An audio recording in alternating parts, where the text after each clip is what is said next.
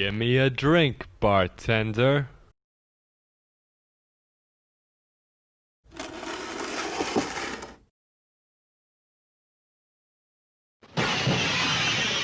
You ever watch Akira and go, yeah, I want to be that guy. I want to be the bartender. Look at him, he's having a great time. Well then, I have a game that you'll absolutely fucking love. Nice. It's called VA-11 Hall A, or Valhalla, if you speak Leet. Valhalla is an indie game made by a very small development team known as Syncabon Games and was published through Yzbeard Games, which is just as small. The project originally formed from a game This project originally formed from a game jam, but the developers felt there was more they could do with the concept and turned it into a full-fledged game. Valhalla was released June 21st of 2016. It got a few updates since its release, adding some pre-order exclusive content and more side stories that act as both prologues and epilogues separate from the base game. But what is this fucking game? This doesn't have Keanu Reeves in it. That's because Valhalla is a visual novel. If you don't know what visual novels are, please use your 5th grade reading comprehension. They are interactive novels that use visuals to help you get immersed into the story, like a picture book, usually with the use of cute anime girl and big fucking titties.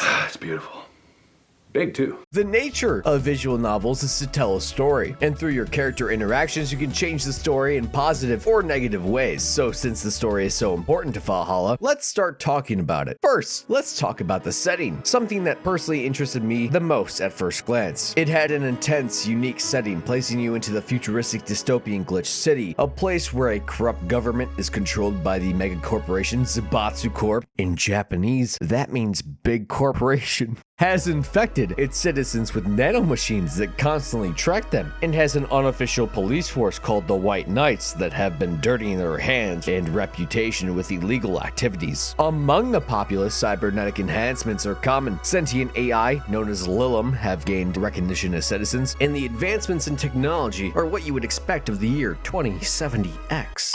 Regardless of the advancements, inflation is high, food supplies are low, and the quality of life for the common man is decreasing every day. But that doesn't stop people from trying to live their lives as best they can. That's where the bar Valhalla comes into play as a refuge for the people that just want to get away from the everyday struggle. This is where the main protagonist comes in and you take control of the bartender Jill. The plot of the game is pretty unique, as most games would place you into the role of a character that can change the world and create a huge impact, but Valhalla purposely avoids that. The premise of this game is to serve drinks to a colorful cast of characters that come and go from the bar. Some of these characters may be regulars who visit frequently, and others may come once to never come again. All of these characters have a story to be told, their own backstories, their reasons for showing up at this bar, and some even have greater roles to play in the world than they first seem. The plot of this game is about Jill, who hears out and helps her customers with their problems through bartending. Along the way, while supporting and helping her patrons with their problems, she comes to face her own past and personal struggles as well. Through authenticity and bartending, you help others, and in turn, they may help you. That's the main plot. It can be simplified down to Jill's bartending motto: mix drinks and change lives. It heavily focuses on the dynamic characters that are presented with their individual backstories and developments, not so much a huge conflict that is dependent on the main character's actions. This story makes it very clear how little control you have over the events that surround you, and the conflicts that occur never wait for your input. They just happen in time. Now, that's not to say this game is devoid of huge conflict. Actually, there's quite a bit constantly happening within Glitch City and with the White Knights. A terrorist organization is beginning to surface, and more leaks of the White Knights' illegal activities are being thrusted into the spotlight. However, while this conflict might directly affect some characters, it feels completely out of anyone's control and all happens in the background. It's a subplot. This world-changing event is happening as a subplot, as the main plot is focusing on both the coworkers and customers that come into a specific bar in the slums of the city. That's fucking rad. In a game like this, the characters are the main appeal, including the player character Jill, as she's anything but a self-insert. The customers that interact with Jill and conversate with her while she serves them drinks all have intricate characteristics as well that make them stand out. Each patron is distinct in not only their standout designs, but also their views and personalities. They felt fleshed out more than they had to be, and that made me feel more immersed into the world. It felt like despite the obvious futuristic setting, the citizens still felt real and relatable. Hell, the Lilim, which are sentient AIs, are just as relatable as any other human character, despite the the obvious being a robot part. All of the characters feel like they were written with extreme care. For better and for worse, everyone is unique. Like Donovan D. Dawson, who is straightforward in expressing his crude self even if it causes extreme discomfort and hopefully legal ramifications. But some characters like Ingram McDougal are not so straightforward or honest. Characters like Ingram are the ones that make playing this game so much fun, because Ingram, who may seem like a cold, rude, all-around asshole, may open up to Jill about more serious topics if he is served certain types of drinks. This is where the bartending simulation portion of the game comes into play. There are 24 drinks in the bar's recipe book that can be accessed whenever you get an order, along with some bottled drinks that can be served, and even a secret drink called the Flaming Maui that causes 3 different cameo guests to appear in the place of other customers. These cameos come from a similarly styled game, 2064 Read-Only Memories, which is cool for people who have experienced the point-and-click adventure, but also takes away from some very important conversations with the game's cast. These drinks you serve are important, and aside from the bottled drinks, these drinks are made in varying combinations of 5 synthetic ingredients, but Karmatrine is the ingredient that makes watching this video a bit more bearable, and is mechanically the most important, which we will get to shortly. Usually the gameplay revolves around getting a customer what they order. If Alma, a big-tittied hacker, Holy shit.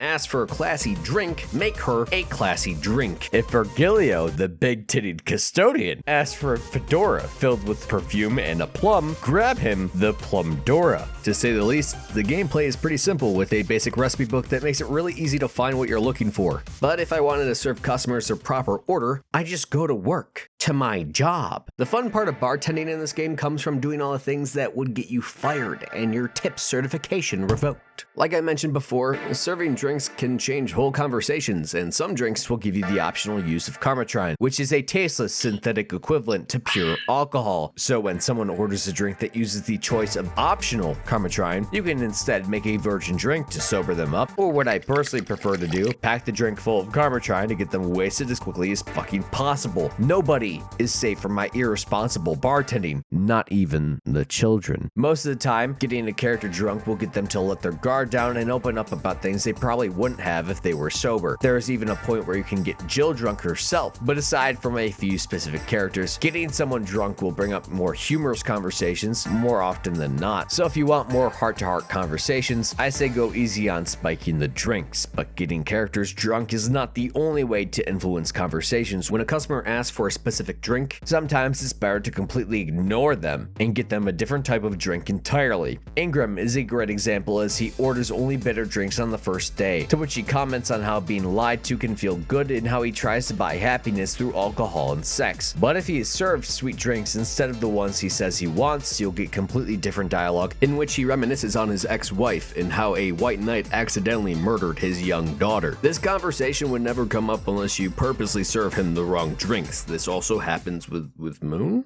I mean, George Costanza. I mean, Art Von Delay, which is based on George Costanza. Art Van Delay. Who is a cheap private detective. Because he's so cheap, he secretly hopes that you fuck up the orders so that he gets free drinks. By messing up the orders, he opens up more about his current case as a private detective. But purposely messing up orders to influence conversations will affect how much money you make, as getting the wrong drinks will exempt them from paying for it. Jill, however, needs to pay off very important bills. The game plays throughout 18 days. Every few days, there are some mounting debts to pay off. The bills start off small with a totally not porn subscription, and then they get more expensive after each bill is paid. These bills can be ignored completely if you don't have the money, just like real life. Sure, maybe your Gundam needs won't be met. And sure, maybe you just have to go without electricity for a month because you spent $10,000 on an overpriced wallpaper. But you won't get a game over. What's funny is that the only way to game over is if you purposely sell easy to make drinks too many times in a row. Jill's boss, Donna, will put you in timeout and send you home from work. Obviously, a terrible fate, worse than death. If you don't pay bills, you will lose focus at work though, which makes remembering drink orders slightly more difficult. However, this game is not fucking hard in the slightest. The only times I actually had to think about what I was serving was when Jim Sterling decided to order like a true autist. Sorry, bit my tongue.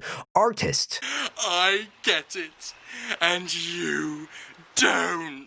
Jill can get distracted at work by not paying bills or not buying the item of Jill's fixation after every day of work. It's a different item every day and varies in price. All the items bought in the shop will be added to the decoration of her apartment, but not much else. The only items that affect the game in any major way are the music items, Mulan tea to serve at Valhalla as a bottled drink, and the PC-90X, which I assume is a not so subtle reference to the PC-98, in which you play a pretty basic bullet hell minigame. I'm kind of a god at bullet hells, and by that I mean I'm so mediocre that it's actually kind of sad. But this one isn't that difficult. I'm assuming it's a small nod to the Toho games, and despite taking me hours to beat because I'm fucking trash, it was an enjoyable addition. The apartment room works as a little hub of sorts in between work days, where you can choose to go to the shop to buy items or mess around on your phone. Using Jill's phone allows you to read articles on the news site The Augmented Eye, browse Reddit, decorate the room further with wallpaper and Kotatsu fabric, listen to BGM, or read the blog of a worldwide pop idol, Kira Miki, after you meet her by chance at Valhalla. Reading through the local news and Reddit posts adds small tidbits of info on current events and helps flesh out the world. This is something that I personally love as an unobtrusive way to expand upon the setting. The graphical style is fucking lovely to look at. The art and UI is clearly inspired by PC-98 visual novels, which I think are pretty iconic. The sprite work is charismatic, and the animations, while very limited, make the game feel much more alive than a lot of visual novels. The OST also helps breathe life into this game through a diversity of enthralling electronic music. There's about 3 hours of music to jam to while you mix drinks, and I find the music to be integral to the experience of this game. There's a reason why before you start working, setting up a music playlist is the first thing you do.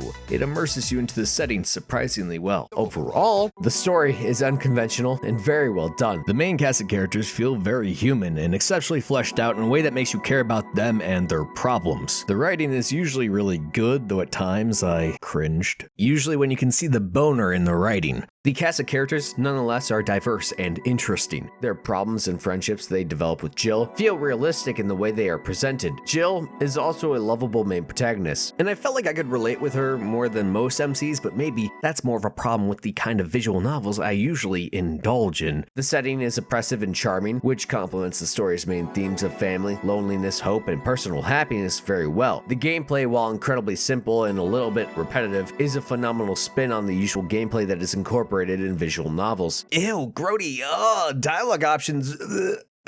The graphical style, UI, and music fit the game perfectly. I love the callback to old cyberpunk visual novels, and the OST is goddamn strong. This game is not too long. There are 6 different character endings to get, a new game plus, and 2 additional scenarios that act as separate prologues to the game, and also an epilogue. If you're not illiterate, I highly recommend you give Valhalla a try. Visual novels are not for everyone, but if you're down to read and immerse yourself into a unique world with characters that you will get attached to, Valhalla is well worth the $15. Yes, it's that cheap. I can't recommend it enough. And with the sequel in the works, I'm excited to see how the formula is improved upon in Nirvana. That is, if Nirvana ever gets released. That is the video though. Thank you for watching. You're all beautiful people. Subscribe to me if you haven't, and like my video if you liked it. Now, I'm off to rethink my life and emptiness I feel on the daily. Bye bye.